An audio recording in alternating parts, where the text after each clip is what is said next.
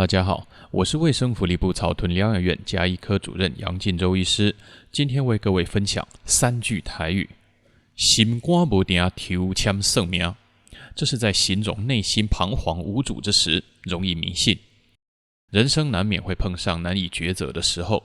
此时有人可能会求神问卜，而此句台语俗谚心肝无定抽签算命是在提醒我们，算命可以参考，但并非绝对。